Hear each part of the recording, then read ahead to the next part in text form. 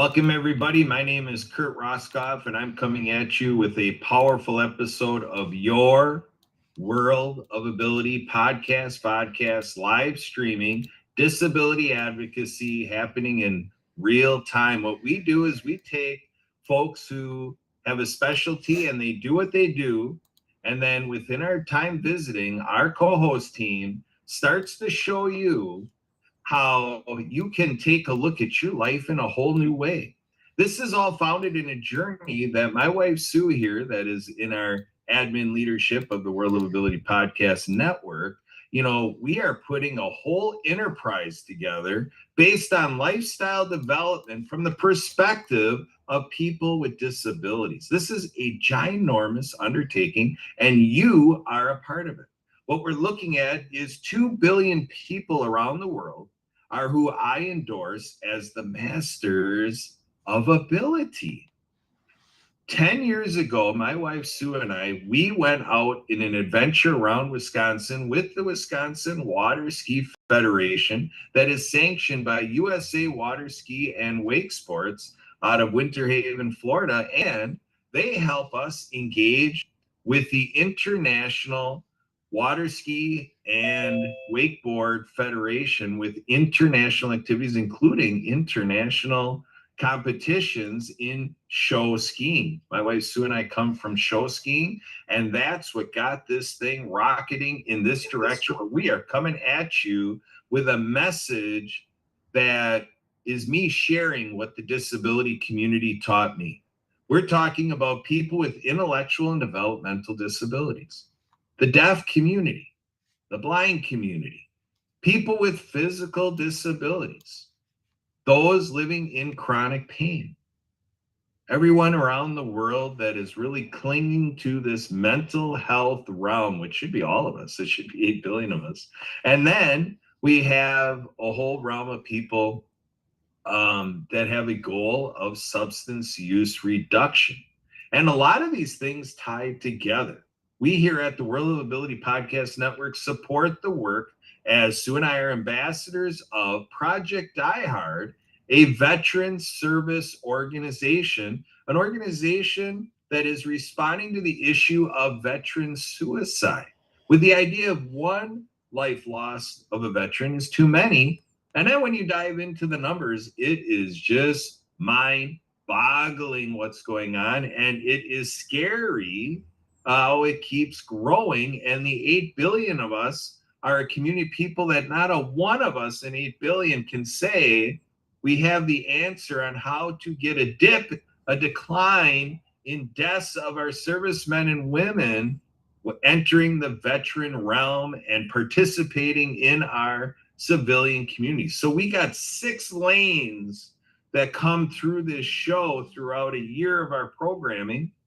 We're talking your faith life, your service life, your lifelong learning, your civic role, what you do for work, and then all of the fun things. You got hobbies, pastime, leisure activities, travel, sports, recreation, theater, books you read, movies you watch, all of this stuff. And we are rebooting the culture to say that there is 3% activity right now in exemplifying the way the world needs to be according to people with disabilities and from the perspective of people with disabilities. So I reported yesterday that we had a fabulous meeting in networking. We have Frank here who's going to get us into the networking realm, but we have another example. Yesterday's news was mycity.com. They allowed me to speak for 10 minutes, and they were just like, wow, what you brought to us, Kurt, to make us think differently as professionals. Resounding enthusiasm throughout that group. I give them a lot of credit because they were sitting right there able to hear me regurgitate some things that I learned from the disability community, and they caught on to it better than I did. So we're in a good place, folks. This is going to be a fabulous show, and we're going to cover this whole realm of networking, and we've got you covered all the way to your final resting place.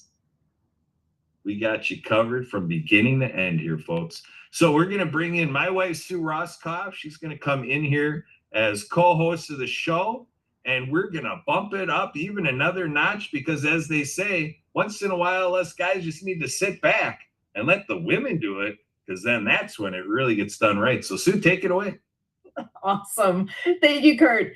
This is a special day in many ways. So World of Ability comes to you live every Saturday at 1 o'clock Central, but I'm just going to throw it out there that today is an even extra special day because happy anniversary, Kurt.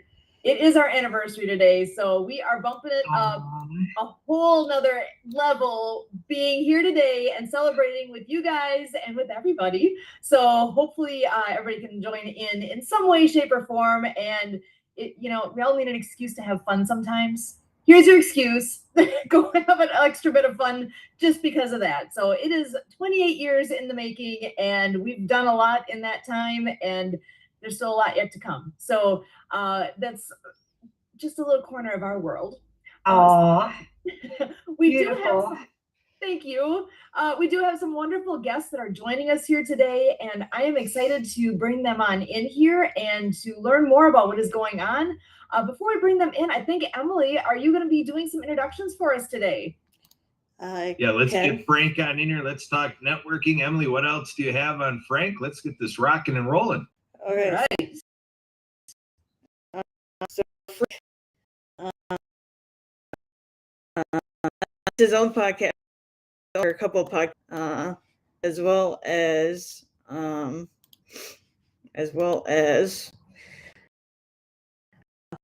head of a organization that sales that become successful through me. We've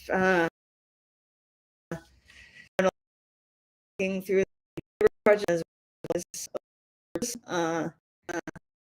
it's called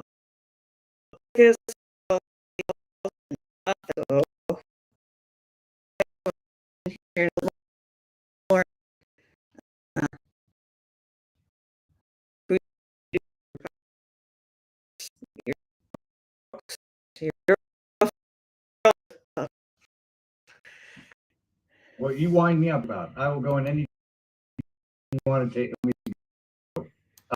Happy anniversary. That's awesome.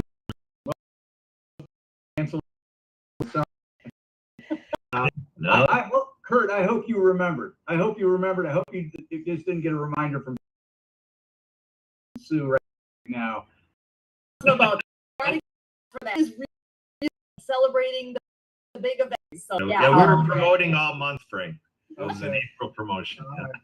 Well, I was my son was born on my second anniversary. Never missed my anniversary. I've always had birthday cake on my anniversary, but I've never missed my anniversary. So it's kind of cheating. But hey, I'll take it. But what can I tell you? What can I tell you about networking's everything? You know, I think it's so that we tend to overlook it. But if you stop and think about our worlds, I mean, Kurt, Sue, how'd you guys meet? It was college. Okay, college. Where'd you go to college? The University of Wisconsin-Madison, me by the bright shining light of the moon. That's not how it goes, but that's the idea. But it was, you didn't pull her name off the bulletin board. It was just, through connections, and you met, and things. My point is that everything we do is really involved in networking. My wife and I, we have 3 kids. You know how we found a babysitter? Networking, right? Just redid our kitchen. You know how we stumbled into the person to do it? Networking. And networking gets this rap of being really just getting out and making sales. And that's certainly part of it, but there's so much more to it. I had somebody on the podcast, you're talking about veteran suicide, and he was talking about suicides as well. And really the whole focus was suicide.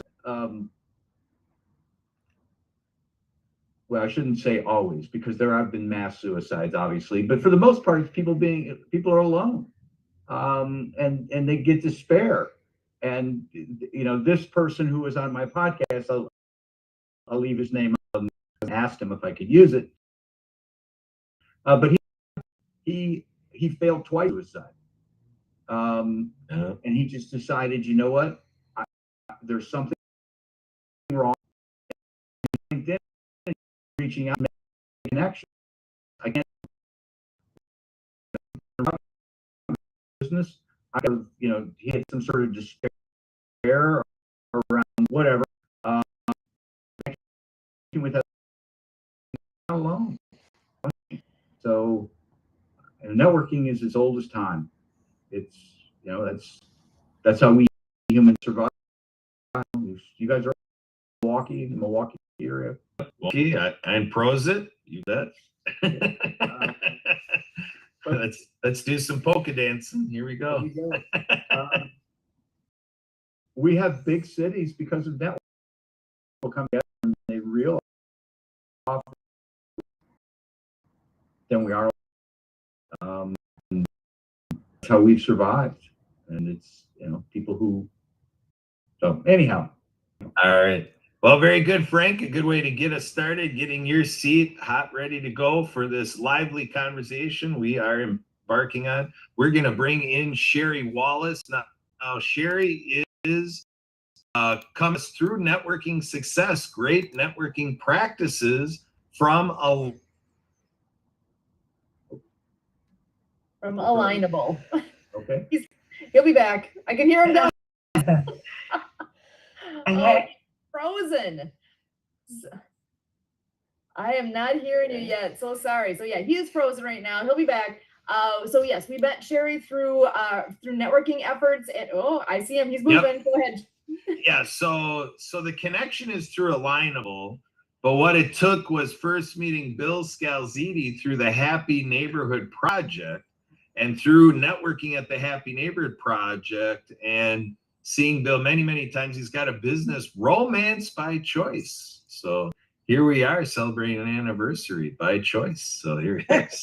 But in any case, Bill thought of me when he learned what Sherry Wallace is doing, and he referred Sherry to me. And then here we are. I am on the mission with Sherry. So Emily, tell us a little bit more. What else do you want to tell the world, Emily Gomer, about Sherry Wallace? What do you know, Emily, about Sherry?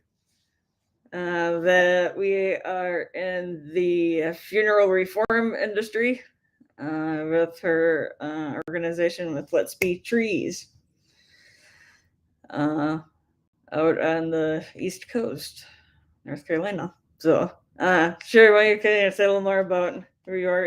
Anything about Let's Be Trees? Anything else? Thank you, guys. Thank you all, and happy anniversary. I'm glad to be here. We are revolutionizing the funeral industry by removing the profit. I figured out if we just go back to the way that our grandparents did death care, we would save ourselves a lot of time, grief, and tons of money. And what they did was they went around town and they got $1 or 10 from everybody, and they bought a tract of land and they opened a church or community building, and then they had a graveyard. And then they dug their own holes and they built their own boxes, and they had home funerals and they had church funerals. And there's no reason for us to stay where we are when back then was better.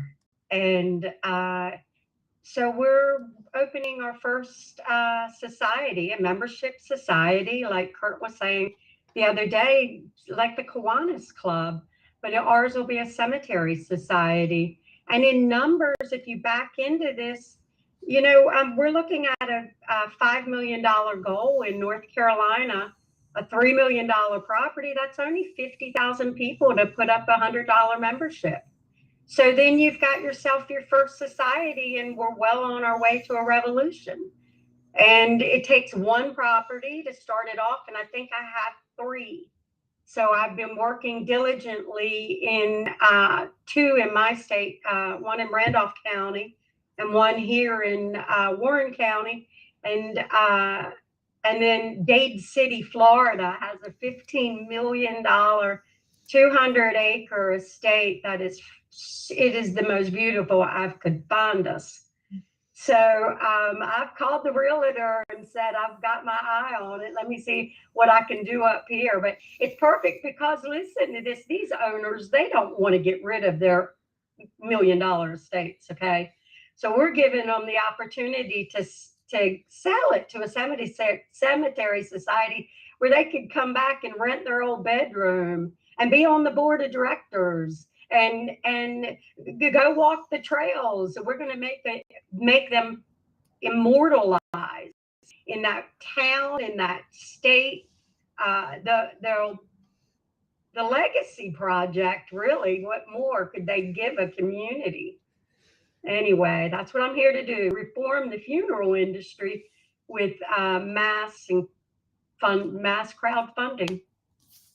Excellent. Thank you, Sherry, for taking this on and making this your life mission at the moment and allowing us to be a part of it. We definitely support what you're doing. And as we take a look at this human condition, again, we've been talking about books and this live streaming podcasting business and networking. And through networking, Mariana Waikiki, who's got the Acts of Kindness book series and the finger puppets and, you know, with the app games and all this educational realm going on, linking in with teachers and getting a lot of fundraising going on. She also had long ago introduced us to Leon McLaughlin from the Clean Water Foundation. And here's another great crusade to take a look at how we're being inhumane for so much of our population of billions out there. You know, Leon is taking charge of this crusade to,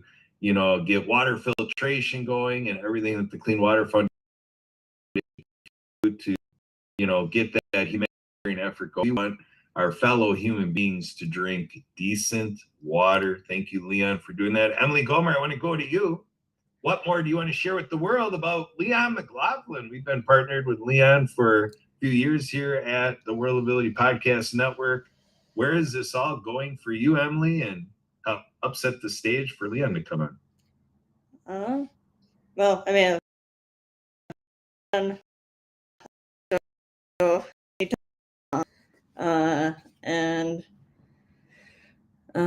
he's done a lot of great work with the Clean Water Foundation with going to Hawaii and like helping with also like Arizona and different places, helping with like the Hopi and other like Indian reservations with getting water filters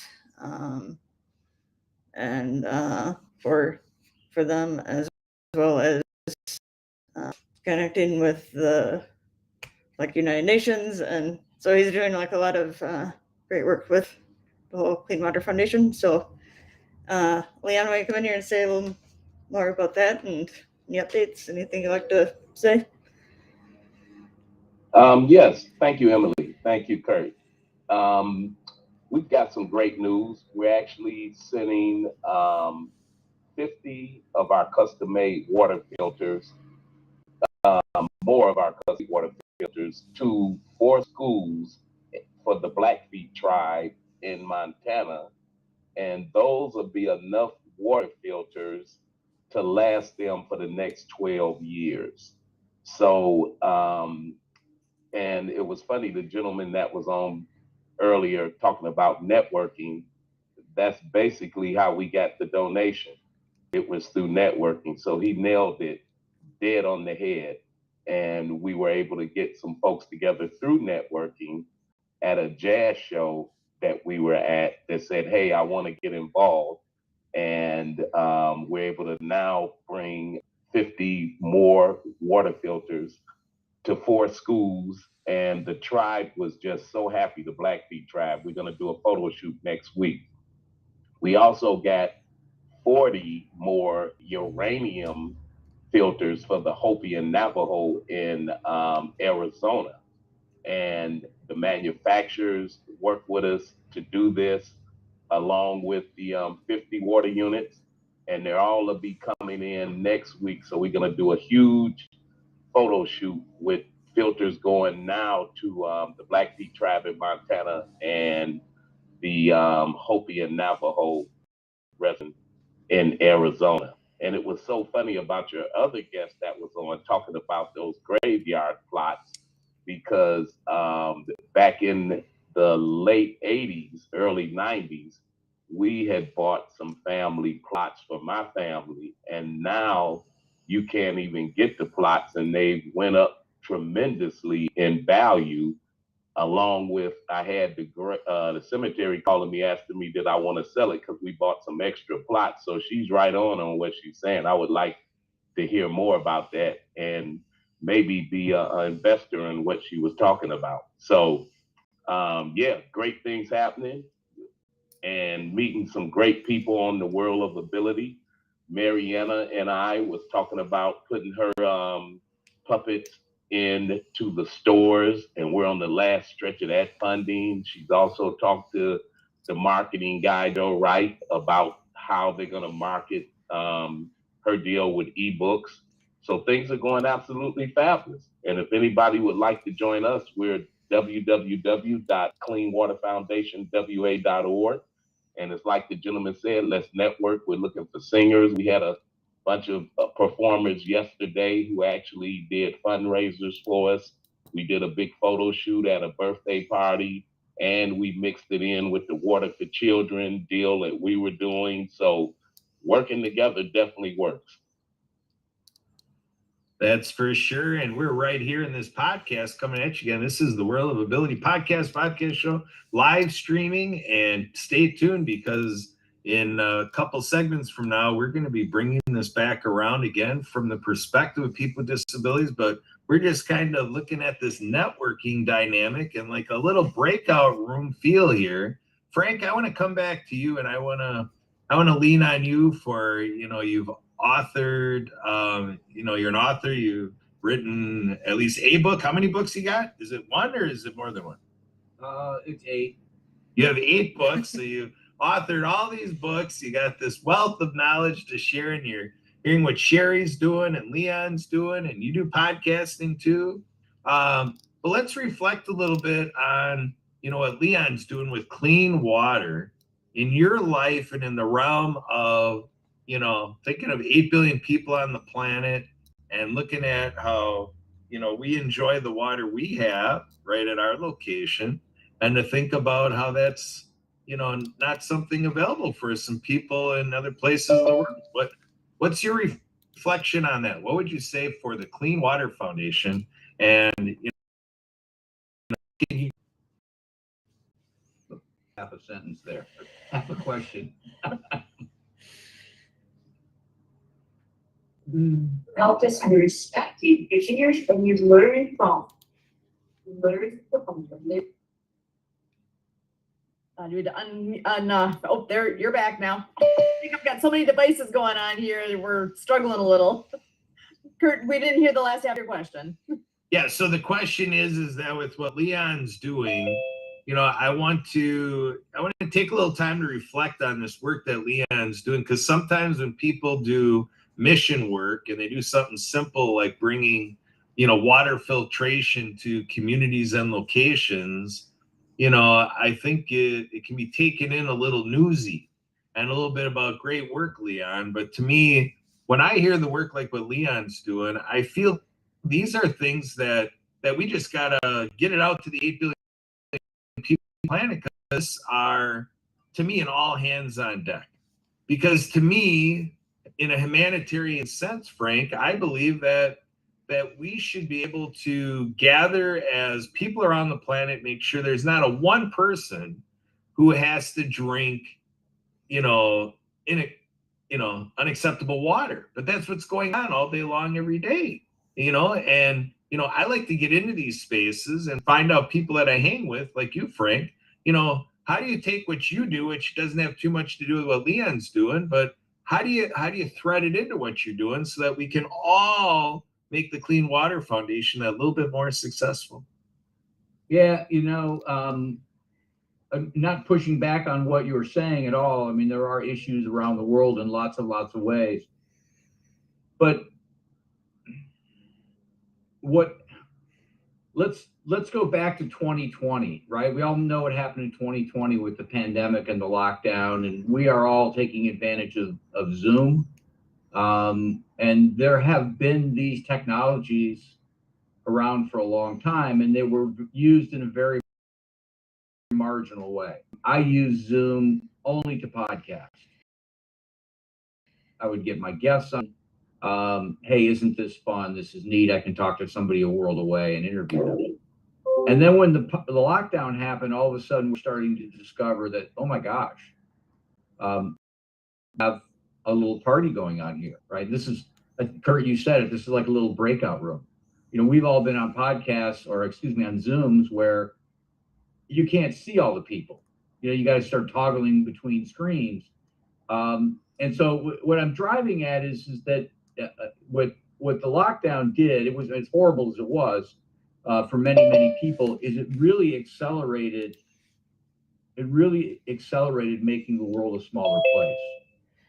You know, I have friends, you know, I have friends over in India, right? And what I've learned about people in India is their lives are really just like our lives. Their kids drive them crazy, right? I mean, they just have their parents, they're fighting with their parents, there's this going on, you know, they got to try and get along with their, you know, all the things that we deal with, they deal with. But the other thing that this is all done, and this is getting back to Leon and his project and all the projects that are out there, is that it used to be if somebody had a great idea, they had to somehow or another get it to the epicenters of the world to get it disseminated. It had to go to Chicago or Paris or something with London. It had to go to these epicenters to kind of pick up traction. Now it doesn't have to. Now we can circumvent and so, you know, I'm not saying it's making Leon's job easy, but it's making it easier. There's lots of opportunities out there. The one thing I will throw out there, I'll put it in the chat, is about 10 years ago, I'm a networker. I love to network. I love to connect people. Sherry, I was talking to Sherry before we started all this. I got a connection for her. Actually, I see you guys are already connected on LinkedIn, but I don't know if you know each other. But anyhow, neither here nor there. What I just, you know, I'm really good at connecting for-profit people. I'm like, well, how would this work in a not-for-profit sense? And so January, second Friday in January 2015, I brought together, invited in any not-for-profit that would like to come in, just to share ideas.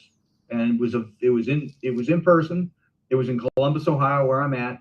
It was just a small handful of us. And I just told them, I said, listen, I know what everyone's biggest challenge is: money. That's the biggest challenge. That's Sherry's biggest challenge. If Sherry had unlimited money, she'd have bought the damn property down in Florida or wherever she was talking about, right?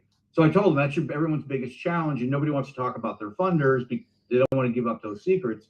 But let's talk about all the other problems that we have, what you guys have as not-for-profits. And boy, there are lots of problems, right? It's not just money. It's getting the board engaged, you know, this, that, whatever, you know, volunteers, and, you know, it's like herding cats. And so there was a lively discussion that first meeting, and I said, well, what do you guys think? You want to continue to have a call or have this meeting? And so like, yeah. So the second Friday of every month, I would just get a place to meet, and not-for-profits would come in, and people who serve not-for-profits, and small businesses who wanted to get involved in not-for-profits. And we'd get 20, 30, 40 people into a meeting. And then in March of 2020, February 2020, we know what happened. I still remember the March 2020 meeting, and nobody was there. Not nobody, but it was very sparse because people were scared to death. One, and then the lockdown hit. But April 2020, we just brought it on Zoom. And so this thing that was happening in Columbus, Ohio, has continued. Well, really in an international sense. We'll get people from the UK coming in. We'll get people from Canada coming in, it's, you know, not-for-profit sharing information, and, you know. Because they're concerned that I might be declining mental. Oh, shit. So I'll get that information. It's called the Charitable Roundtable, but I'll get that in the chat. Certainly Leon and Sherry, if, you know, have an interest in things related to not-for-profits, you know, jump on in. Yeah. So. All right, very good. Good stuff, Frank. Wow, when I threw that question, I wasn't expecting that response, but it was a perfect response. I wasn't even thinking that direction. What a good organization. And we got a little audio there from Mary Ann's direction. I want to check in to see if Mary Ann's ready to make some comments. We're going to bring her in. She's been one of our steadfast partners here at the World of Ability Podcast Network. Mary Ann, are you ready to come on in and give us a message of today, or you need more time over there? Hola, can you hear me? Oh my gosh, can we hear you? Come on, are you out there Okay. playing? What are you doing? Well, we are still go out and playing. We're going to have a pool party here in San Carlos at our Vista Cowie, our amazing place where we live. We got Captain Carla here with her sister. She's a retired veterans nurse.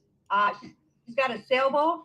They're painting a sailboat for the regatta in May in San Carlos here. So we're just living it up. My friend Darlene's here. She was a hairdresser and Phoenix casino dealer. She's doing my hair right now. It's a Spa Lady Day weekend, so go out and play.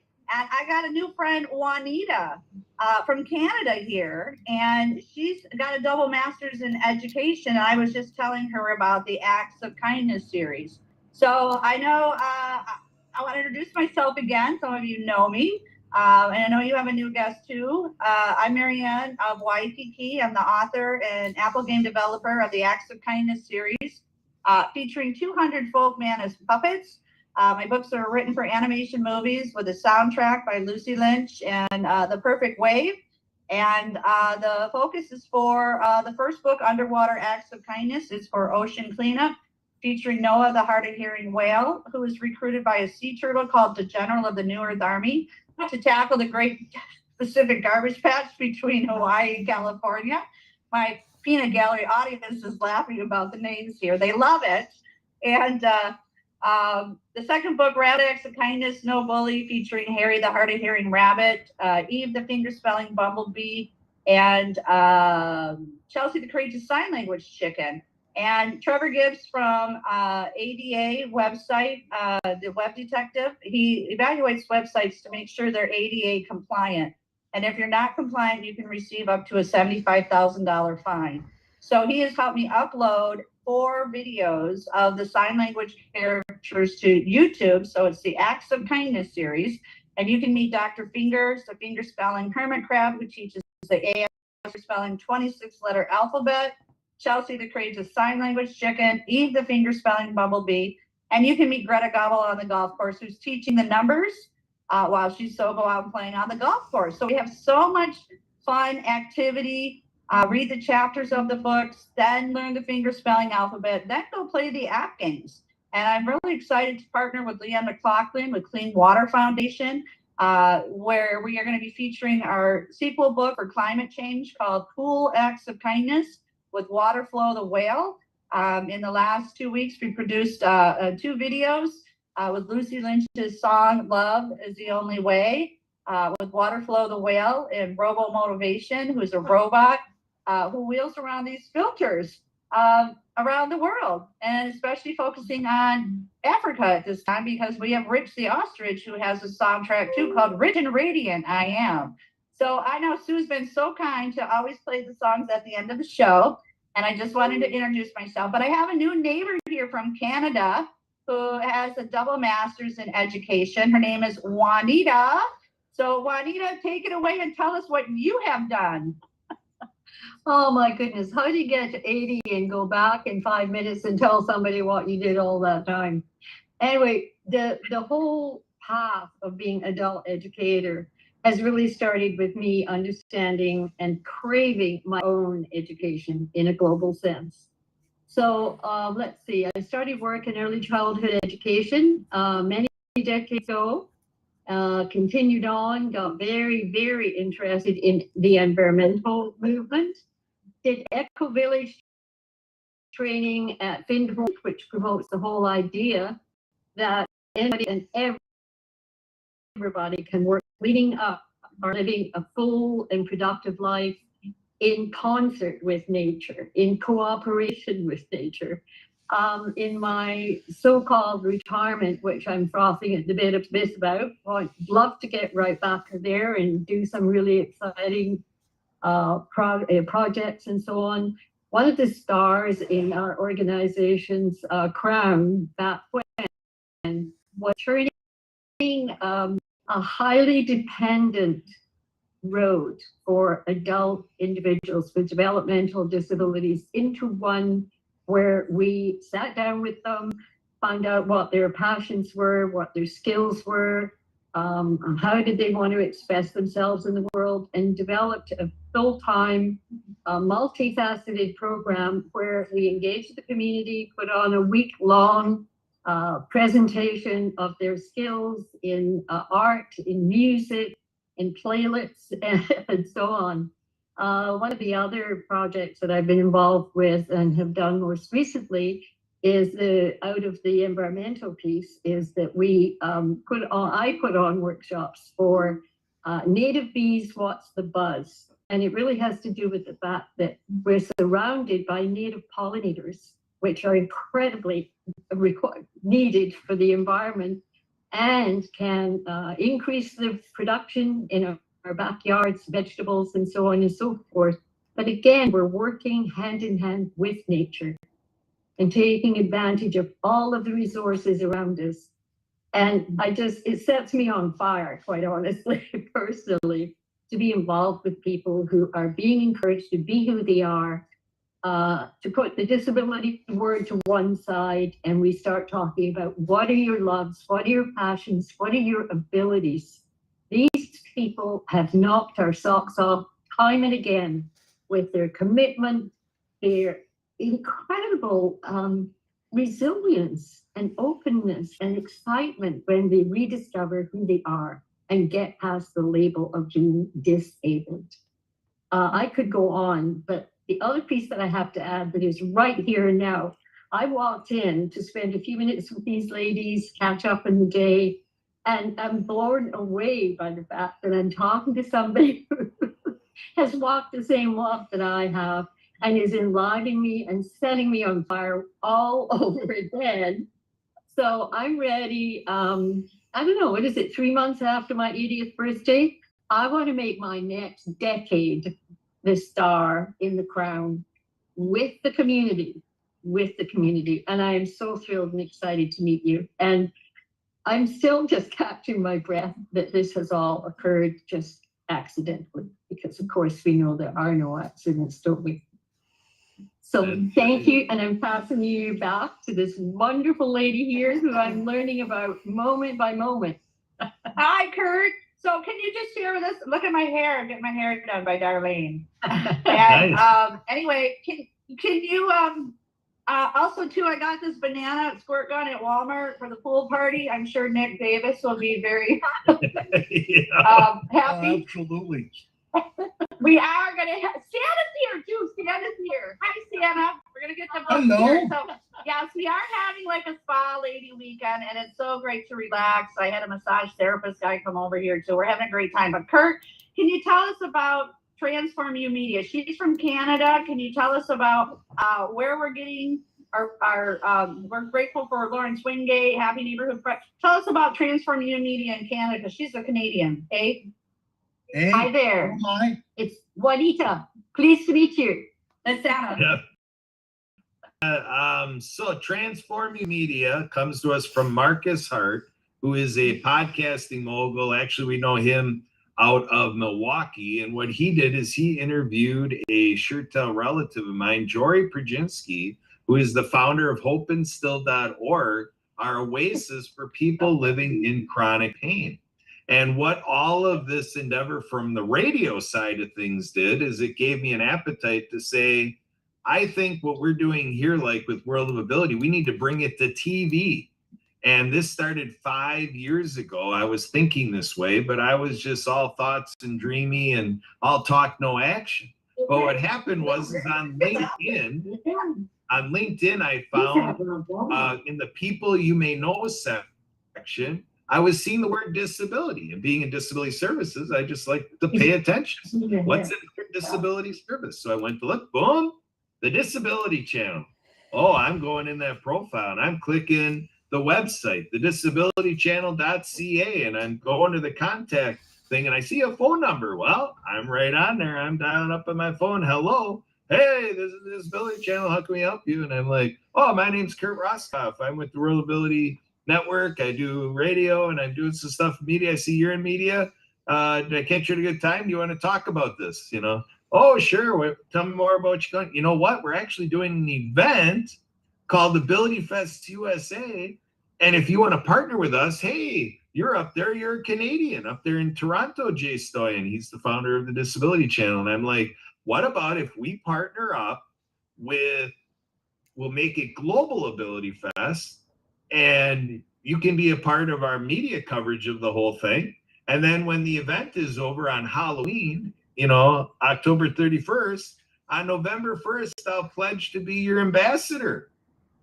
Jay Stoyan thought that was a good enough idea. He's like, you know what, I'll give you a try.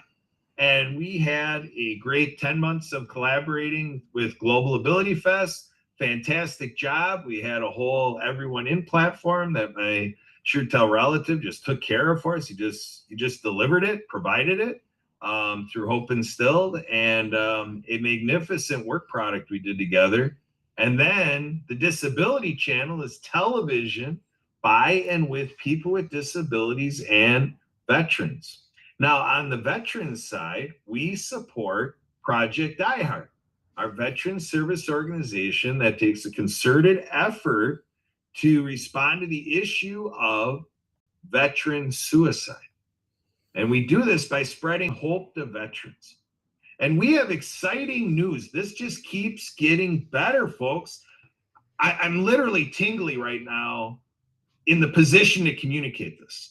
I mean, this is going from here to Milwaukee, down to Hawaii and Mexico, spanning Canada. You know where else it's going? The North Pole. There's this guy. You know, and this guy we met King Santa Papa hosting party with this guy. And he throws out this thing, are you Santa approved? And you know, I'm like, I'm not Santa approved. So you know me, I've got to get in there. Hey, Santa Papa John, how do we become Santa approved? Well, you know what? As I'm learning this, we have a friend who is doing podcasting with us, and she does the World of Pets podcast, and she's got a business, Deb's Pets. And you know what she does? She calls me up and she's like, Kurt, I've got an idea. And I'm like, okay. She's like, I'm wondering if we could like do something. You guys are doing these veteran breakfasts. What if we have Santa Papa John involved with your veteran breakfast? I'm like, what a great idea. And I'm like, so we powwow, we get together with Santa Papa John, and, you know, we've got, you know, Debbie is, you know, working with us, and we're talking, and we're like all about ready for the breakfast. And we go to the president of Project iHeart, Brian Gibson, and he's like, you know what, with our mission, we could really get a lot more return on investment if we just do what Santa Papa John does and makes you Santa approved. What about it? Project iHeart was Santa approved. And we brought that to Santa Papa John. He's like, ho, ho, ho, wonderful idea, he says. And you know what? That's what we're doing. We learned what it is to be Santa approved. So, Emily, I want to bring you in here. Now, you know Santa Papa John. Kathy Weaver from the Happy Neighbor Project connected us with her hosting parties. And, you know, we see Santa Papa John with Misty Henkel over in Australia, that she's getting involved in watermelon skiing. Whoa, watermelon skiing. Okay, it's happening, folks. But Emily, back to you. What's the big deal about Santa Papa John? What do you want to tell the world about our friend Santa John? Well, it's Santa people.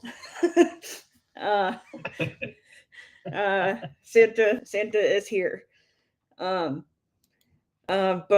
yeah, I encourage everybody to get Santa approved, and hopefully everybody is on the nice list, and not the naughty list. Kurt.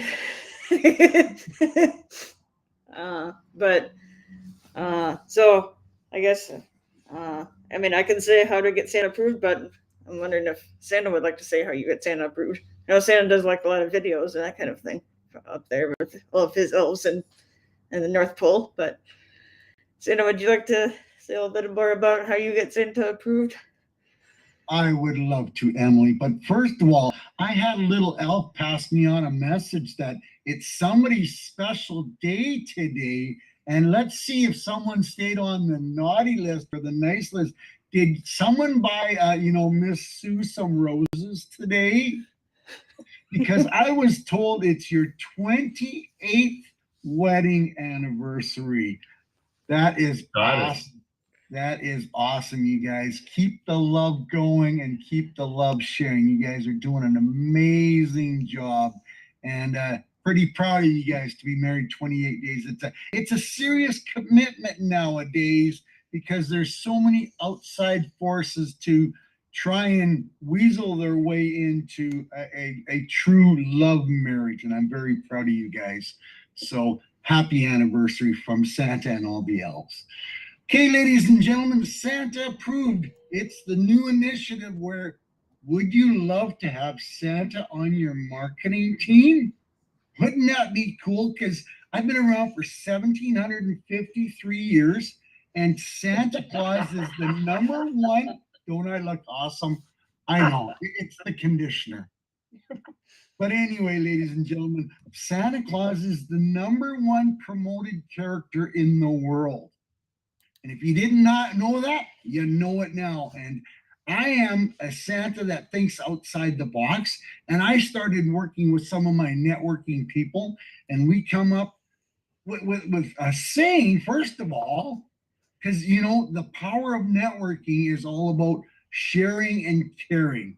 And boy, I really learned the value of that in the last 6, 8, 9 months, and it's incredible. But yes, I mean, through Emily, through Kurt, through Kathy, through many different people I've met, the word is getting out, and I'm very proud to say that Project Die Hard is Santa approved, and it's a very cool little program that I've developed that involves Santa caring about your business, about your ideas, and about sharing your initiative or your business ideas amongst all the people that I know. And Santa knows a lot of people, trust me. And it's been fun developing. It's just starting to sprout some wings. The elves have been working very hard to tweak and twist and turn, and talking to other elves and other people that the elves know. And the elves know even more people than Santa. It's kind of cool. But it's a fun little adventure that is really starting to sprout wings, and I'm very proud that people are starting to like the idea that they want to be Santa approved. So you go to my website, it's santapapajohn.com.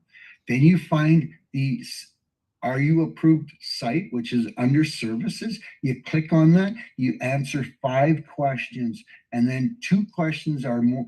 5 questions are yes or no, and 2 questions are a couple sentences long.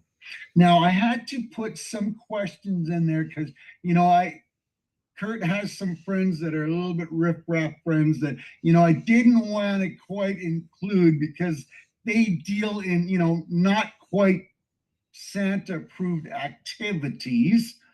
But, Sue has some amazing friends that, have all the classifications and clarifications that will meet the specifications of being Santa approved. So there has to been some, liability and some questions to meet the criteria, because, Santa doesn't want, it's like some of Kurt's friends that deal with, alcohol or drugs or guns or watermelon skiing, because that can be very dangerous if you're not wearing the watermelon on your head in the right place.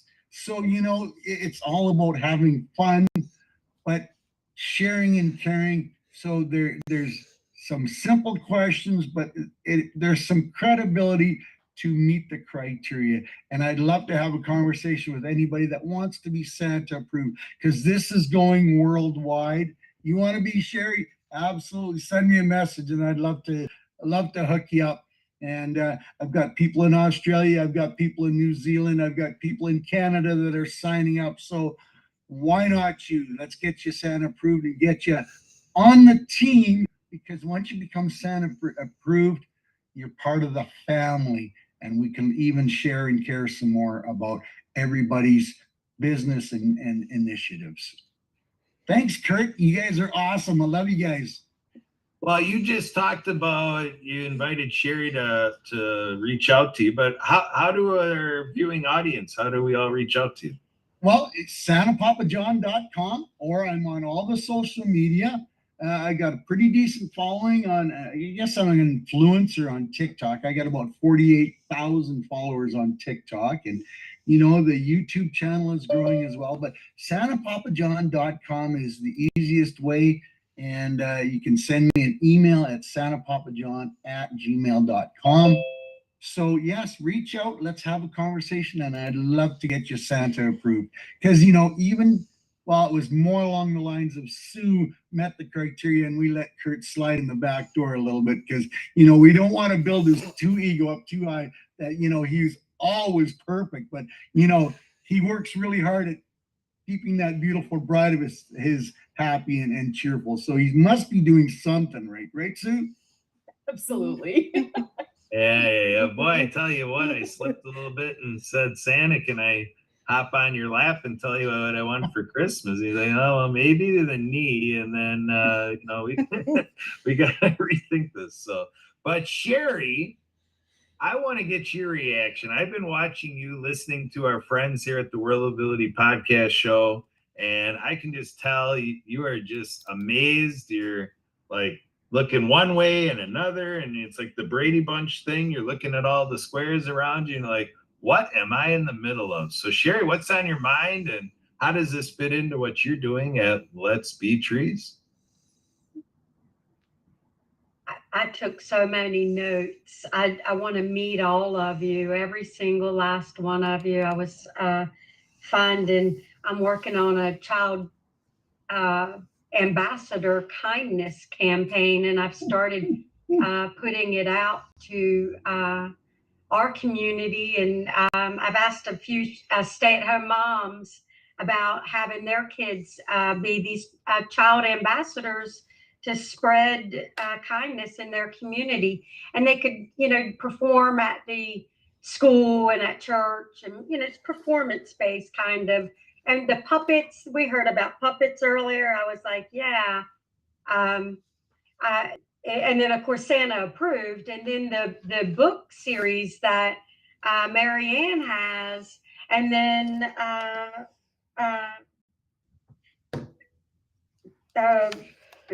the Echo Village, coming back to natural burials, and then Frank with his society building, community building. That's basically what I'm building, is my own society, but it's based around the life and death.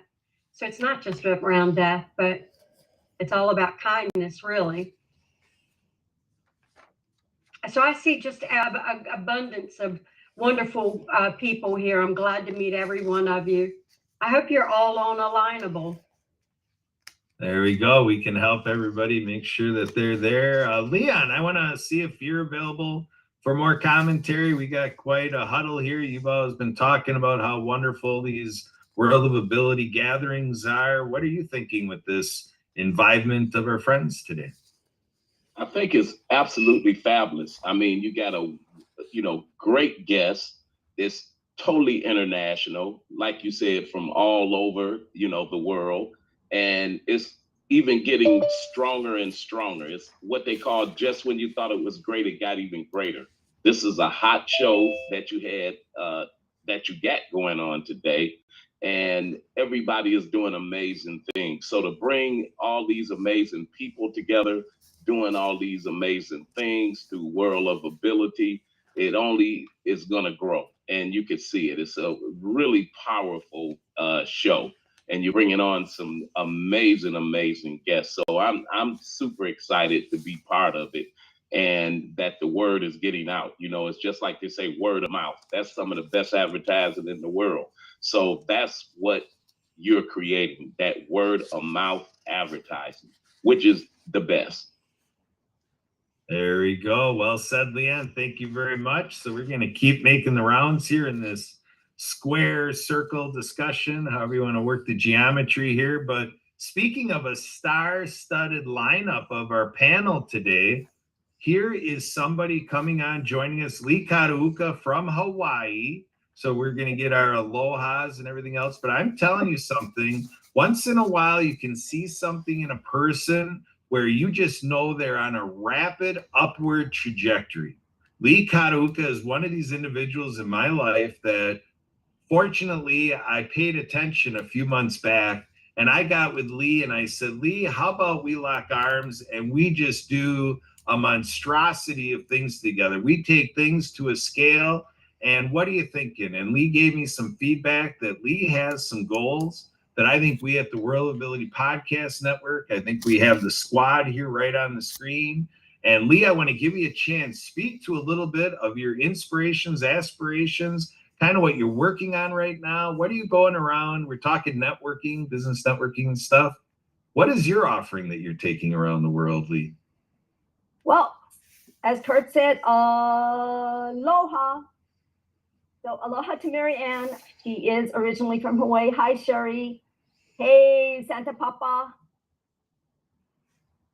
And Frank, I haven't met you yet, but it's nice seeing you here. Aloha, Leon, Emily, Kurt. So I am Lee Karaoka. I enjoy, well, you could call me a business strategy partner. I like to team up with businesses, show them some of the business tools that I've been using and having small successes with. If you have a tool that you'd like me to take a look at, I am very happy to take a look at that. The best part is that some of my tools only cost $10 and some of them are free. So let's connect and let's transform your business journey today. Mahalo. And guys, I'm sorry, I'm gonna need to beg off a little early because I got chores I gotta get done. There we go. Life reality right here on reality. Oh, yes. The World of Ability. All I'll right. stay on for a little while and then beg off. Thanks, guys. You bet. So Frank, we're going to come over to you because she made a comment that you're a new contact for Lee Karauka. So Frank, we want to come back to 8 books you've offered. You do podcasting. So we're growing this podcasting family right here in front of everybody in podcasting. And then you do wonderful networking. And I love your charitable roundtable. Let's start there. Frank, what was going on before you came up with the charitable roundtable? What was going on that you knew you need to do something? And then what was happening that you created the charitable roundtable? Take us back to the before and the creation of it, and then get us into the why this is going on. Oh, absolutely. Before I do anything, Lee, we just connected on Alignable. FYI, connecting the dots. And Sherry, I sent you a link on Alignable as well. Santa Pot, I'm working in the background here. I'm Sue, Kurt, check the chat. I've got some connections in there for you. I feel like Santa. I feel like Santa. I'm just making little gifts in the chat. The notion really involved in the community, and I was really involved with my kids when they were going through school. I was on the athletic board. I was on the pool board. I did all sorts of things. I probably took 150,000 pictures going to sporting events, my kids' sporting events of all the kids, track, soccer, whatever. And I was really, really involved. And as my kids are moving along and they're graduating and going to college, it's a funny thing about kids. They don't want you. They want you to just stop hanging around, right? So do, because I've really enjoyed being involved in the community. And it's something that, with respect to networking, I tell people, if you want to get networked, volunteer. It's the best way to do it. So I'm running out of things to do, and I'm like, okay, I know there's lots of things out there. What do I want to get involved with? And I thought about it, and I'm one of these, I don't know if I'm ADHD or whatever, but I didn't really want to commit to any one thing.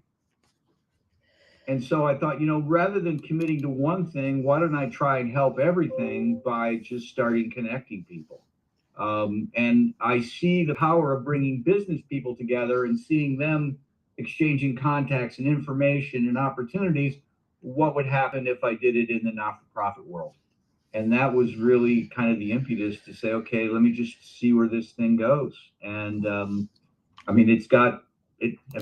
have people who help me now, and it's got wonderful legs, if you will. And there's always a great program, but people talking on all sorts of different things that help the not-for-profit world. So there's my story. All right. And we are sticking to it, because we are not going to, look away at all. Charitable Roundtable is right in our wheelhouse. It's right what we're all about too. And you're doing it for us. We don't even have to worry about it. We just go to the Charitable Roundtable. It is a great program, folks. So Sherry and Mary Ann and Santa Papa John, Lee, you should be going there too. Let's get our whole crew at the Charitable Roundtable. Sue, I want to bring this back to you.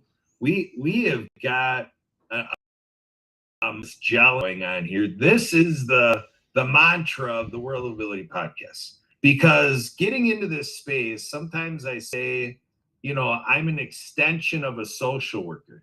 I'm the private side of private-public partnerships. I'm all into the NGOs, the nonprofits, the Charitable Roundtable side of things, about the ministries, about the service organization. We mentioned Kiwanis earlier, the educational institutions, and, the businesses. I'm presently, carrying on the message that we heard a couple of years ago at the Happy Neighborhood Project, when it was erupting the Happy Co-op. The consultant that came in to say, oh, when you mention profit, everybody knows that is. When you mention nonprofit, everybody knows what that is. But there's this like almost hidden gem sitting right there for everybody to build through, and it's called a cooperative. So he's like, that's what's happening here at the Happy Neighborhood Project. We are creating the Happy Co-op, and it has been a dynamic within the community and very functional in helping bring forth everything that, the participants at the networking can do. To have us all fashioned as members of a co-op is just absolutely phenomenal. I am just really into working through a cooperative. But Sue, back to you. Let's get this cooperative element here. What's on your mind as, the chief host here at the World of Ability? What do you want to do with this crew? We got quite a screen here.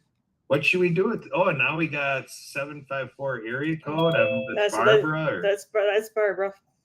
Oh my gosh, we got Barbara. Woo, it's like an anniversary party. Woo! I think I should get up and do some dancing. You can do the happy dance. Hey. Got him on his feet. Okay, Sue, I understand you don't let him get out very often. Probably not often enough. I'm not sure here. He gets on screen with everybody all the time, so he's letting his Wisconsin out. I look out, everybody. Yeah, but those four little gray walls, are affecting his one brain cell, because we don't want to give him two, because he'll get overactive. Oh, wow. Well, you're talking about cooperative. You're talking about connecting. I know you're talking earlier about veterans. A lot of what we do actually is surrounded by that concept of community. We've always been about bringing people together from, since we married. We've had this Festivus gathering that we do. It's all about bringing people together for a purpose. And that is, I look around the room here right now, and I am grateful to be able to look around and see the friends, the people that have come into our lives. It's amazing to me when I think about, you look around the world at this point, the thing that when COVID happened, the thing that really made a shift in my mind here and to really make things bigger. I mean, look at the little world here next to me, the heart, that we're able to connect across the world and truly make it be that whole small world effect. It truly is that. We have connected with so many wonderful people, and the blessings that has brought into my realm is amazing. You guys all bring that piece, that unique piece that is you, to the table and are making a difference out there in the world. We're all hitting different pieces. We're talking world of ability here, and what we try to bring forward here is that piece of how do we make this a place for everybody at the table. And I am so excited to be able to share what we do with all of you, and extremely appreciative for all of you and what you're bringing here and sharing with us and beyond. So that value of connecting and bringing everyone together is massive. When I think back to the things that have to do with Project Die Hard and providing hope, and a lot of that in my mind does have to do with connecting with others. If you've got that close connection, if you've got some lifeline, whatever it is you want to call it, there is that piece that being connected makes a difference. So, and Frank, actually, I would love to bring that back to you. This is the first I've gotten to meet you. I've heard your name before. I haven't had a chance to actually connect with you until today. So thank you so much for being here. What does that mean to you, that value in connecting? And I know you've got several books you've written. I actually don't know what they all are yet, except I do see one over your shoulder. I'm assuming that's one of yours. And I just wanted to be able to hear more from you about that piece of connecting. In the book behind me, 100 Ways to Keep and Acquire Clients, is not my book. It's somebody that was on my podcast. I just haven't taken it down. Great guy. I really enjoyed the interview with him, and I bought a bunch of copies, and it's there. And he sold. People have said, "Oh, I thought that was your book. I bought it." You know what? Let me tell a quick story if I could. I love stories. Yeah, well, this is true. There's a famous anthropologist out there. Her name is Margaret Mead, or was Margaret Mead. I don't think she's alive anymore. But she was teaching an anthropology class, and one of the students asked, "What was the first sign of human civilization? What was that moment that you knew humans were different than all the other animals on the planet?" And in gathering herself to answer, people are like, "Well, is it clay pots? Is it fire? Is it weapons? Is it language? What could it be?" And she said, "A healed femur." Now, the femur is the bone that connects the knee to the hip, for those who are not aware. And she went on to explain that in the animal world, when an animal breaks its femur, it's a death sentence. It can't move. It can't protect itself. It can't get water. It can't hunt. It can't anything. It just has a slow, painful death. But when we came upon the remains of humans with the healed femur, which takes, without modern medical care, it takes 6 to 8 weeks for that to heal, we knew there was something different. We knew that people stayed behind. And so if you stop and think about that moment or moments in history, ancient history, let's say there are two groups of people, two groups of 4. In one group, one of the individuals breaks their femur and the other 3 say, "Sorry, we're gone. Sorry about your luck. We're out of here." Well, in those times, 3 is much weaker than 4. And so inevitably, 3 would become 2, would become 1, which would become none. Let's say there's the second group of 4. And those 3, for whatever reason, something inside them said, "You know what? We're going to stay behind. We don't know why, but we're going to stay behind. We're going to care for you, and we're going to get you back to health." And so 6 to 8 weeks later, they ventured forth, not as 3 people, but as 4 people, which is much stronger. But the other thing that happened, not just being stronger, venturing forth with 4 people, as opposed to 3, is that the other 3 could take comfort in the fact that, you know what, we stayed behind for that person, they're likely to do it for us. He or she's likely to do it for us. And so in the first case, that gene pool died out. Not immediately, but over time, it's just not a formula for propagating the species. Whereas the second gene pool just kind of carried on, if you will. So what I tell people, and I talk about this a lot when I get out and talk, I tell people that I don't care who you are. I don't care about your religion. I don't care about the color of your skin. I don't care who you love. I don't care your politics. I don't care about any of that. You have that DNA inside of you. We are all hardwired to help others. Money gets in the way. Quotas get in the way. You know, your boss says, hey, we need you to do this. I need that job. I've got a mortgage. So those things get in the way. But at the end of the day, we really want to help each other. And so the whole notion of connecting and doing things for other people, it's just who we are. I mean, if you know, I think most of us are old enough to remember 9/11 and what was happening that day. It was horrific in lots of ways. But there was a tremendous outpouring of support for people. You know, I mean, there were homeless people helping people coming out of the Twin Towers. It was, you know, that's just who we are.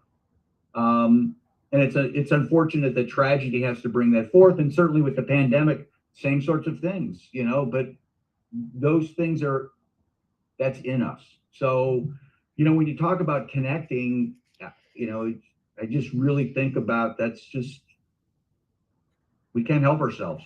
And it's a wonderful thing. So. Yeah. There you go. Well, speaking of wonderful things, we have Barbara Weinstein here. I want to check in. Barbara, are you able to unmute and give us your color commentary of the day? Are we going to do some chanting, some laughter yoga? What are we going to do, Barbara? Oh yeah, that would be wonderful. I'm trying to get a picture up here. I'm trying to get a background in my face. I don't know if it's happening yet. Because this morning I did get to be in the ocean before the sun came up. And can you hear me? Yes. Yep. Oh, good. Yeah. And I highly recommend that. That's something that if you're anywhere near an ocean, or maybe, you know, even a big lake water, but being in the water and seeing the sunrise is just such a enlightening thing to do. They say water holds intelligence, right? You know, the studies where it holds emotion, where they would have a cup of water and be talking hate, do it, and another cup of water talking love, and then looking at the crystallization of the water under microscopes, and where love was being projected, you'd have beautiful crystallization. And where hate was being projected, you'd have chaotic crystallization. It wasn't symmetrical, it wasn't beautiful. And so there's something that does happen when you put yourself in the water, right? And then you instantly, it's like, we do some laughter yoga, we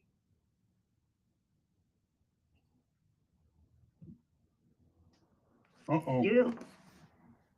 What? I think we lost your sound for a moment there, but I think we got you back. Go ahead.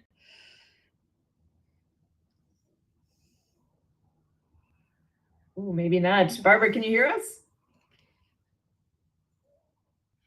All right, well, why don't we do this? Santa Papa John, you're a little newer to our cluster of Worldability podcasts, and you know, I think we've got a good experience for you to kind of see what this show is attracting and how the Happy Neighbor Project makes it all possible that we have the reaches to have a Saturday gathering like this. You know, Santa, in your journeys and your work and what you're doing in networking and going to posting parties and working your social media, you know, how do you see the world of ability helping the work you want to be doing every day?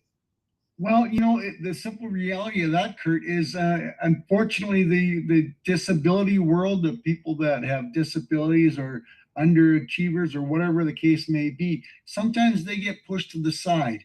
And you know, in our society, unfortunately, some of us have two brain cells instead of a whole head, and they forget about these people are human beings. They have feelings. They have aspirations. They want to achieve things. Just because they might have a disability doesn't mean they're any less of a human being. And that's one thing that humans sometimes forget to believe. And we've all seen the videos, we've all seen the stories where they're making the videos of someone comes in and they want a job, but they're not dressed clean. They might have been down on their luck, or they've got a scar on their face, or their hair hasn't been brushed to meticulous perfection. But they have a heart and they want to try. And a lot of people down in their luck don't want to always be there because it's their choice. Nobody dreams of being, hey, I'm going to be a gutter person because that's my goal in life. Unfortunately, circumstances control our destiny, which is not necessarily the best thing, but there's ways to overcome it by helping, reaching out a hand and saying, you're no different than I am. You're no different than Kurt. You're no different than Frank. We all have a heart. We all want to help. And if we all reach down deep within ourselves, we can help everybody in this world. Like Frank, that was such a great analogy about, breaking the leg, because society has been trained to forget the disabled, forget the hurt. Let's move on. Let's see how we can change our own lives and move forward and forget about the other people. But there's no I in teamwork if you figure that out. And at teamwork, I'm going to take Kurt's Project Die Hard. Teamwork makes dream work easily. And if we all communicate, we all help one another, we're going to make a place, a much better world, a much better society that we can all live and care and share. The me first attitude has got to be kicked to the curb. And we need to love and learn and care as a family, as a community, because you'll even see, even at the littlest communities, even way up north in Canada, they've got nothing but ice and snow forever, and they work as a team to go get food and water so that they can share as a community, so that they can support and grow. They don't say one person you go and you're going to support the whole team. It doesn't work that way. And the tribes in Africa, I've seen movies and we've all heard the stories. They go out as a team, and we have to learn that as a society. And unfortunately, the American people have the generation thought that it's all about me when it should be all about we. Right. There you go. So Marianne, what's on your mind? I can see you bubbling over here. Well, I'm Marianne of Waikiki, so I'm so grateful I just got my hair done. Lift me up. And Juanita, she's my new neighbor here from Canada, and she's just loving the world of ability and disability. So I'm so grateful that she got to join us. And Santa, I want to put this out to Santa. Absolutely. We got several months before Christmas is coming. I got the opportunity to live in Hawaii and interpret sign language for a beautiful deaf man who became a veterinary assistant in San Diego. I just want to share with you, Santa, children's books, 3% of children's books have characters with a disability, which we want to say ability. We want to change to ability, that I can do attitude. I'm rich and radiant. Love is the only way. And we want to get these Acts of Kindness series books and coloring books out to the community. And with, like I said, a low population of 3% of children's books either have characters with a disability or ethnic background, culture. Pop-up books takes bundles of books and promotes them. So I want to share that with you, as well as Donors Choose. Now, all classroom teachers in the United States of America can request copies of my books from an organization called Donors Choose. I had a special education teacher in Kamaile Charter School in Hawaii. Request 50 books of my first book, Underwater Acts of Kindness for Ocean Cleanup. And she got funded in 2 weeks. Okay. Wow. And the kids read the books for like the month because it's about 12 chapters for ocean cleanup, and featuring Noah, the hard of hearing whale, Dr. Fingers, the finger spelling hermit crab, and the general of the New Earth Army. And I got to go out and visit. Principal came, the special educator. They were like, we were the talk of the town. We were the sophisticated hula, right? And so the kids loved it. And again, they could talk story, take it home, look on the ground, find 10 pieces of plastic by the bus stop, by McDonald's, by the beach, and bring it home to your Hana, share these amazing messages. So we need your help and support to get them out, especially with Christmas Santa and Mele Kaliki Maka is a thing to say on a bright Hawaiian Christmas day. Absolutely. So we have the books, and I'm really excited. I've met with Leon McLaughlin and Joe Wright, a sales and marketing director from Kraft and Kellogg's Foods, and Alex Hitt from The Great Discovery, to help me translate the books into 100 different languages on the ebook platform at this time. And we are looking into doing that.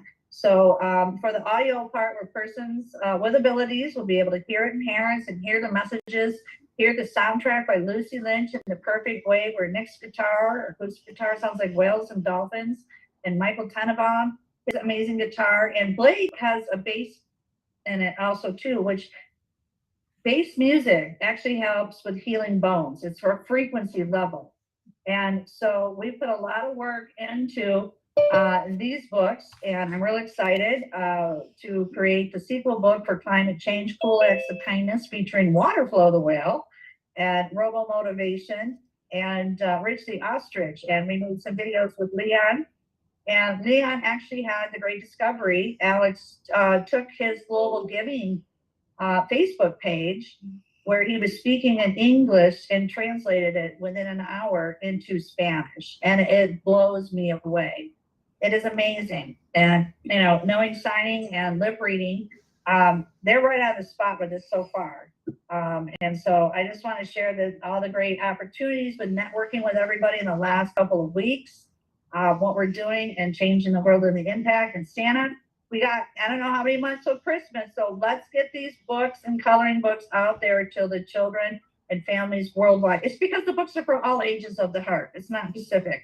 But we take a global topic such as ocean cleanup, anti-bullying, and we're working on the climate change book. And again, all classroom teachers in the United States of America can go on Donors Choose. It just takes 10 minutes. Put a teacher ID, request the Acts of Kindness series books. They can request puppets. They can request other products and post it. And last year in Hawaii, Subaru Hawaii gave $25,000 to Donors Choose Hawaii teachers requesting anything. We just need to get the word out. How easy is that? Everybody's giving. We're go-givers, and we're networking. So I just wanted to share with everybody. Thank you so much for today, and Juanita here, and she'll be joining us. And we're going to still go out and play. I got some nice people here, educators, a retired nurse, that work for the Veterans Hospital in the United States in Tucson. She has a sailboat, and she's down here working on it, so I get to be crew. And we're just enjoying, self-love, self-care here at the Vista Tetekawi down here in San Carlos, Mexico. Aloha, adios, amigos, and amiga, Marianne of Mexico, Mexico, or Marianne of Waikiki, and aloha. Aloha. Thank you, Marianne. Wow. So Sharon, I want you to be able to come back in here and share a little bit more about how the world of ability is really energizing you with Let's Be Trees, and a little bit more of how the membership program works and how we and all of our reaches can help you, Sherry, accomplish, climbing the rungs of the ladder to make happen what you are pioneering. I totally cannot believe these introductions today. And while everyone was speaking, I was thinking, I'm a plumber's daughter, so I understand clean water. I also understand the Bible, and salt cleans water. Let's never forget that salt, if we're stuck in a situation, can do miracles. But Santa Claus, how perfect of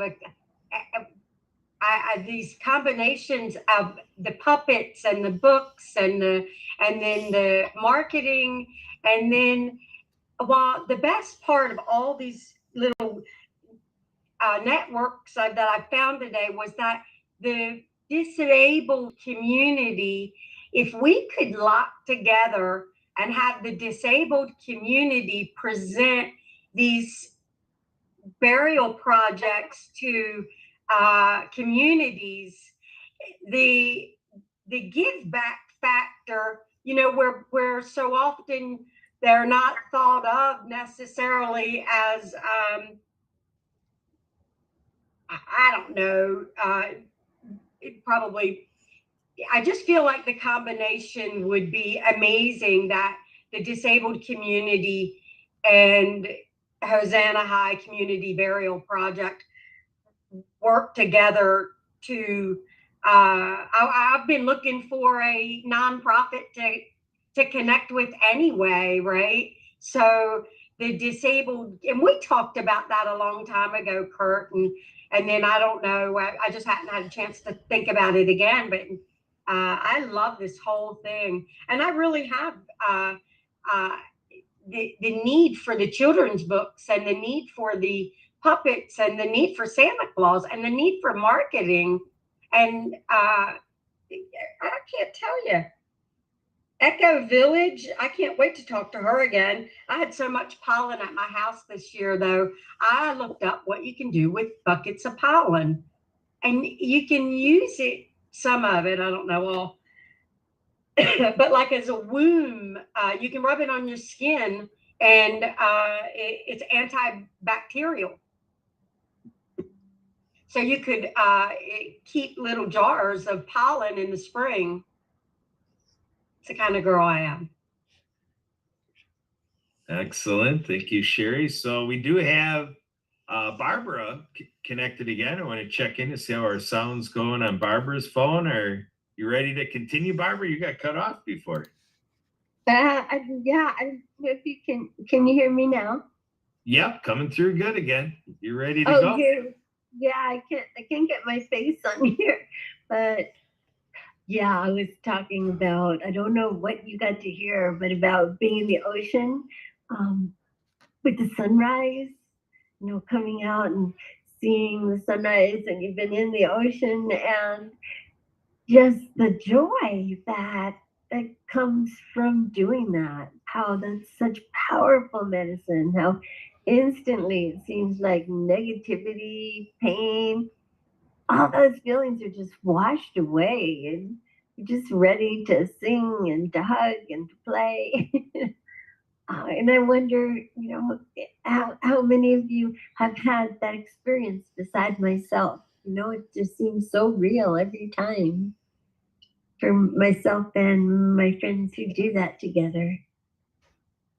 That sounds amazing. I've never done that. Now you've got something I got to add to my list of things I need to do, is to actually be in the water during sunrise. That has not happened to me yet.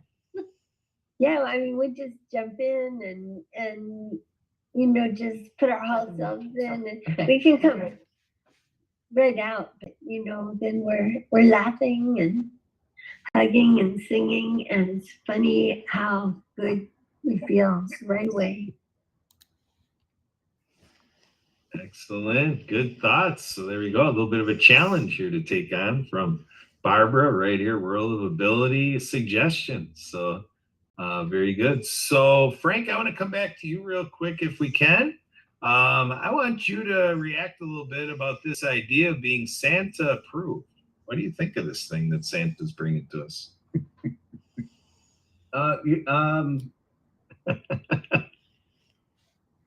Is he paying you to ask this question? No. Right. You know what? There certainly is a spirit to that. Right. You know, a spirit to. Santa's all about giving, and really, the Christmas spirit is a 365 day a year endeavor. Yeah. Well, I will say this. I am Christian. I'm Catholic. I celebrate Christmas. But my wife and I and my kids, we notoriously do not give gifts. And it's not that we're against them, but it's like, it's all year long. It's like, and we've always told the kids, whatever you want, whatever. And my wife and I are always like, yeah, you know what, let's figure, what we did something in October. We don't need to do anything. And so it's always been this notion that Christmas is, really it's not this, okay, Black Friday just hit, let's get real generous. And we'll put it away with the ornaments right after the new year, kind of a thing. It's a 365 day a year thing. 366 this year. It's a leap year. Sorry.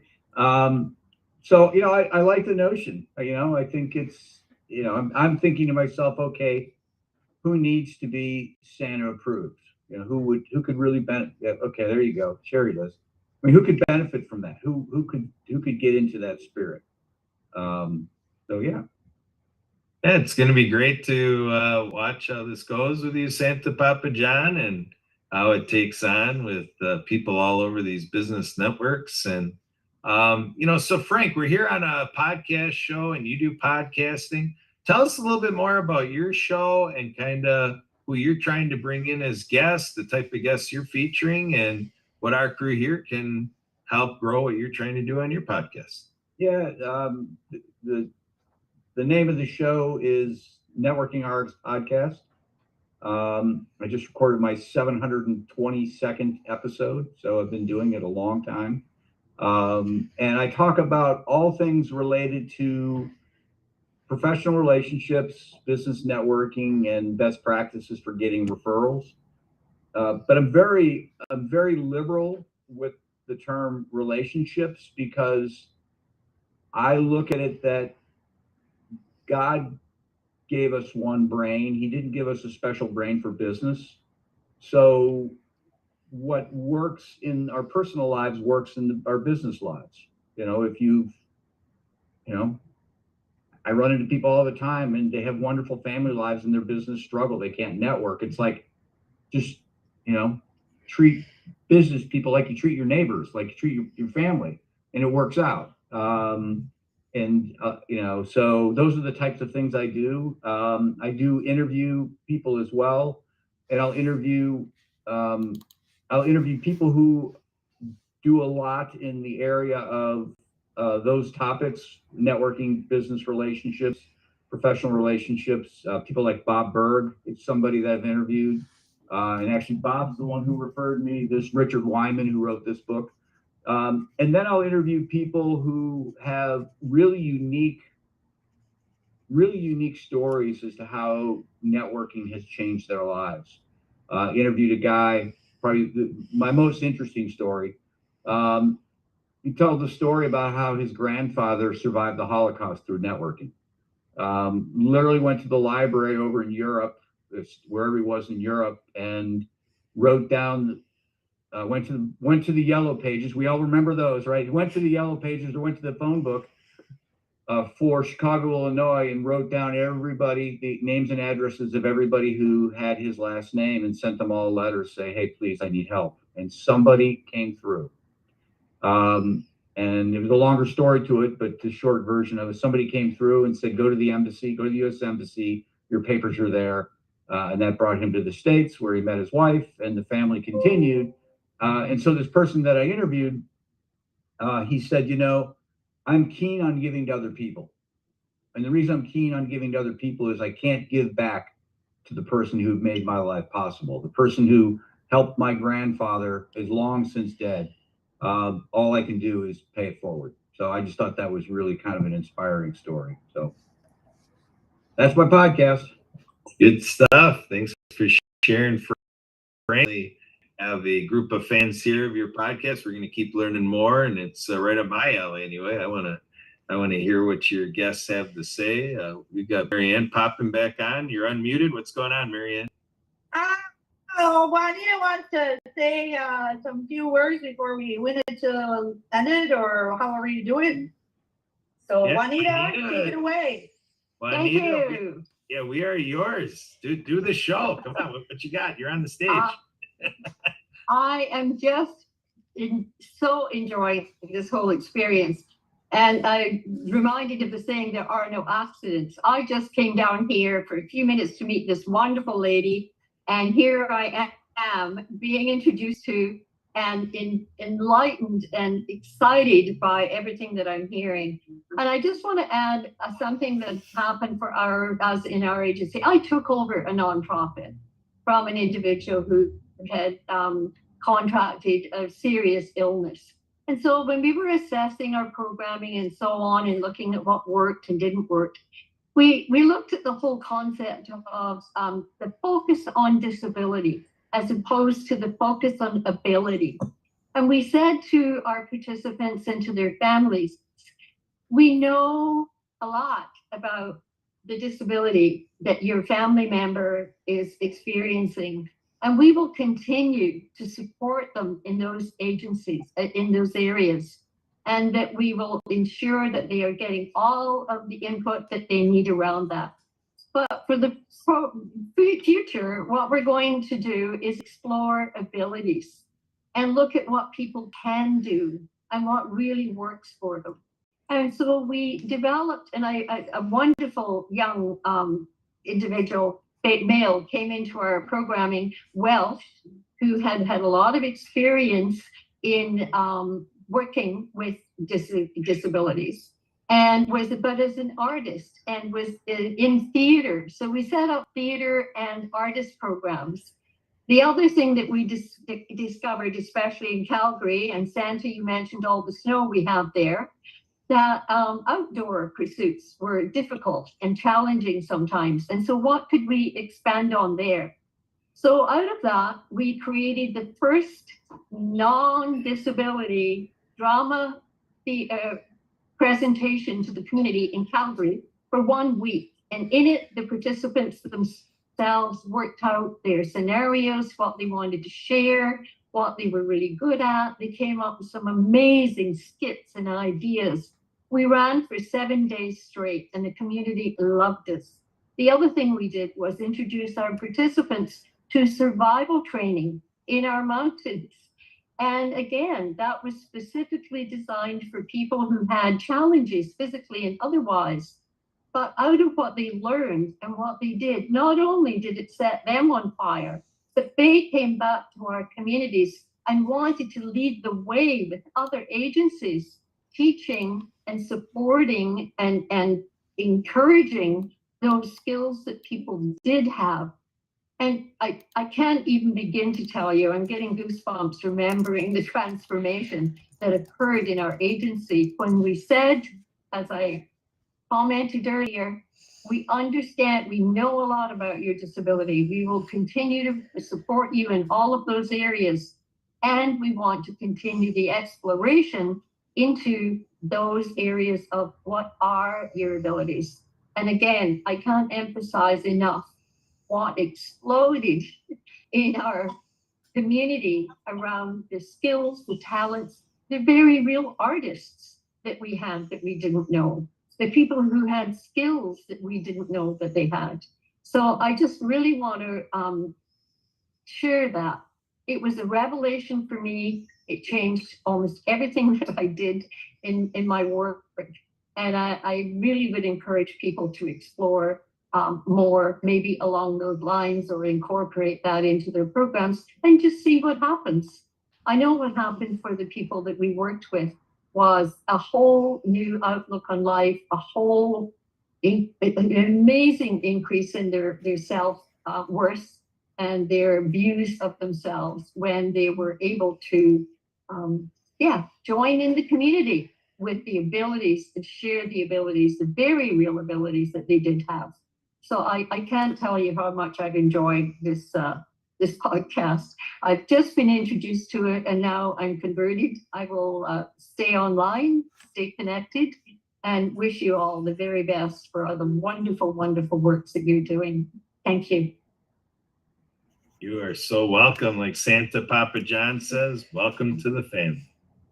Absolutely. And I feel like a new family member. You are. Thank my you. sis- you're in Calgary. My sister lives in Calgary.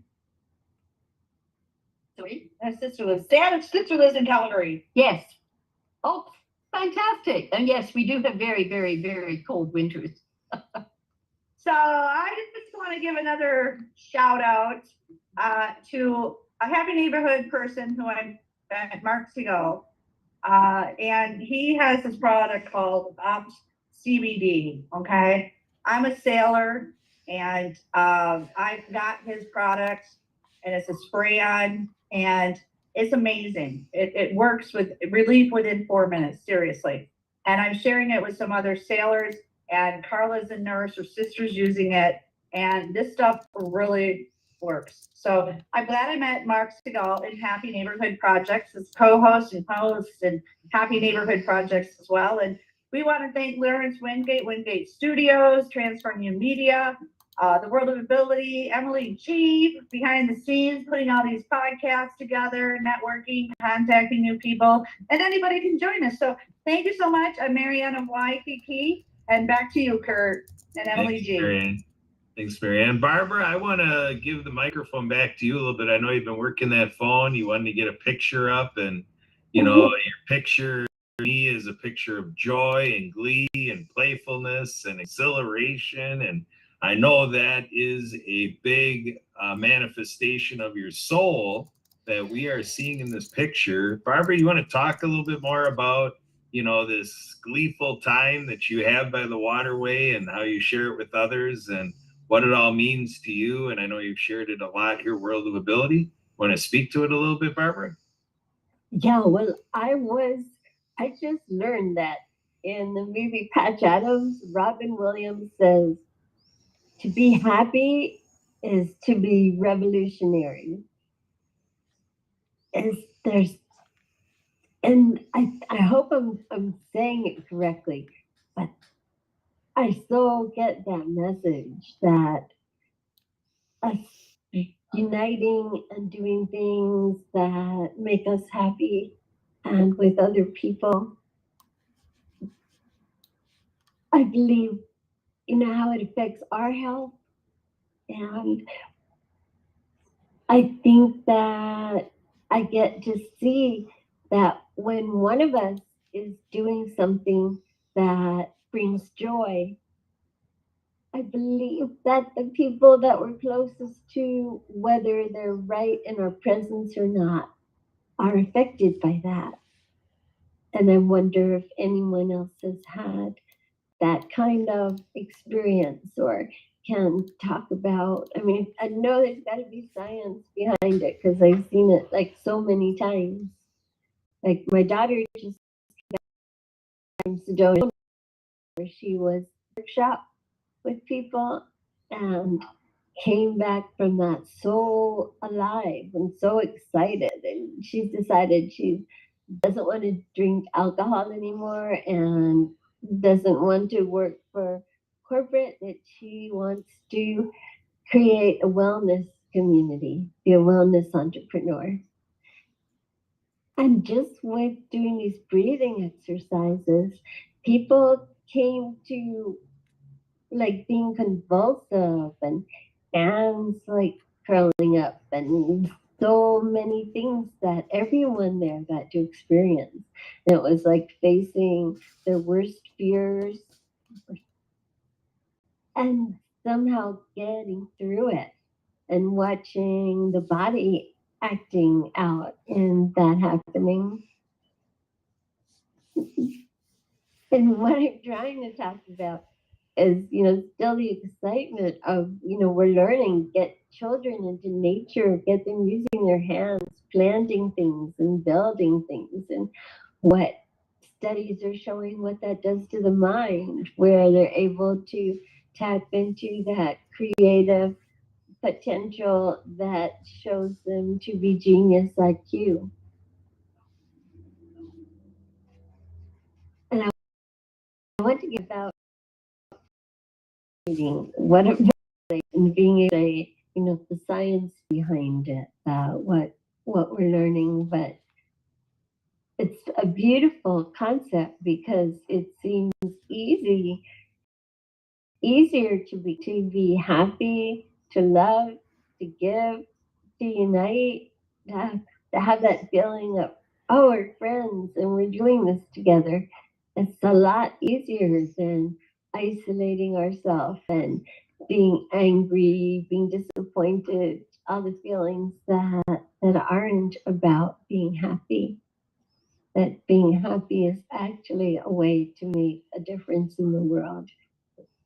Is there anyone here who can agree with that or bring more science? Yeah, definitely. I feel that I caught on to that, you know, taking a quantum leap with that during COVID time, and for sure meeting people through the Happy Neighborhood Project, you know, and kind of learning the work of Edwin Edeberry, who now has a book, Happiness is a Learnable Skill, and, you know, his whole crusade spreading happiness around the world. So yeah, I mean, the last 4 years have been packed with just amazement of how many people are out there talking a different angle of exactly what you're saying, Barbara. And it's kind of like, you know, I'm 52 years old. So 4 years ago, I was 48. And to think that, you know, 4 decades went by before I started to get deep into all of this type of sharing of sentiments and, you know, getting into this space of,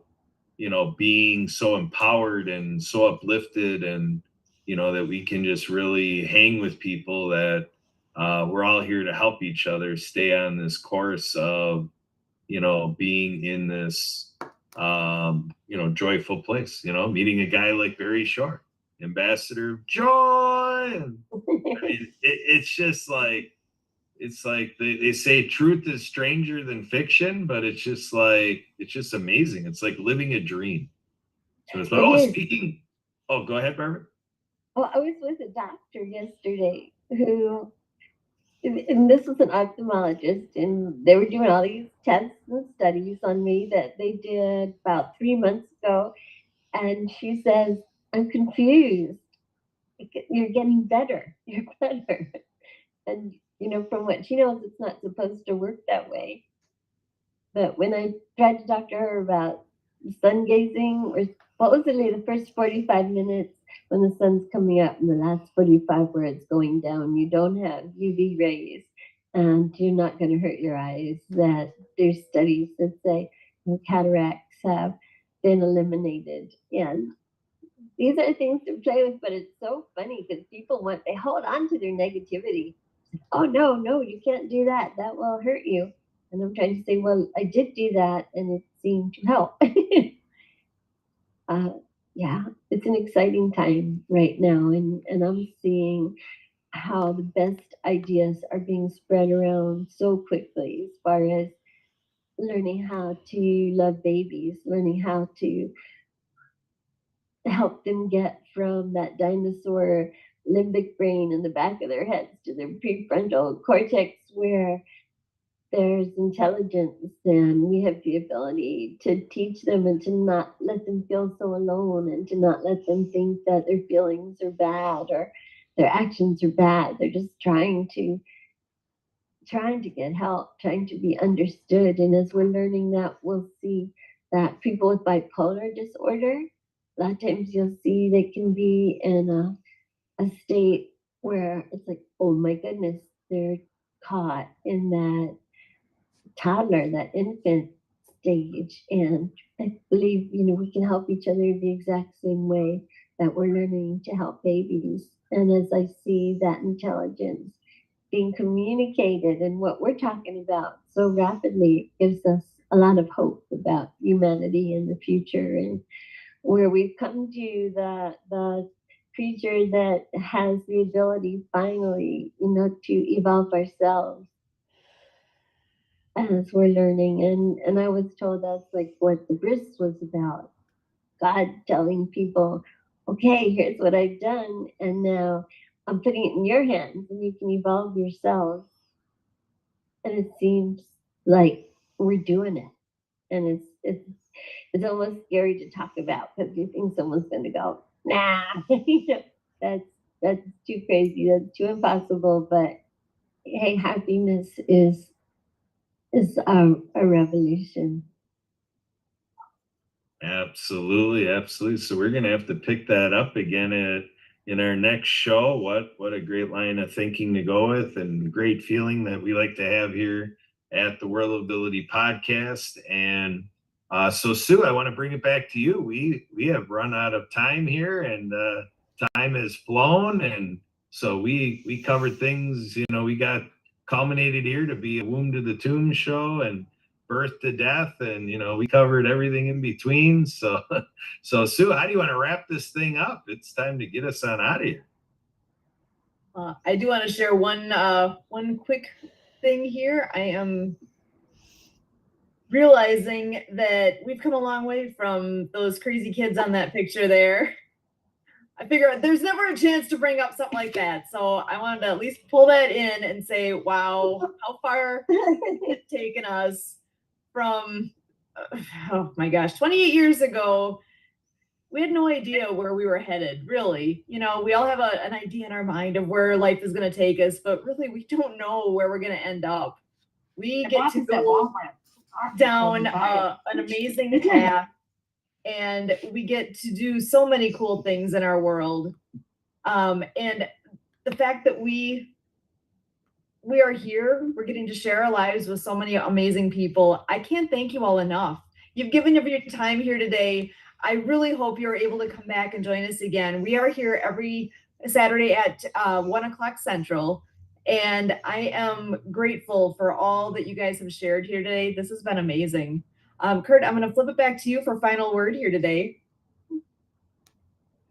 I guess I want to rest on, like Sue talked about, kind of coming into knowing you're in the right place at the right time with the right person, and you're just looking forward to, a wild array of possibilities, and to just look at, like Sue talked about 28 years, and to look at the number of people that have come through our lives. We used to be in the golf business, so we used to serve hundreds and hundreds and hundreds of people on a daily basis. And to just think of all the people that we met and have made what we've been able to do in our lives possible, and then to be on this podcast and to look at what all of you have made possible, and all of you out there that are capturing this through, YouTube, LinkedIn, Facebook, and how this is all evolving. We're shown the great discovery referred to it by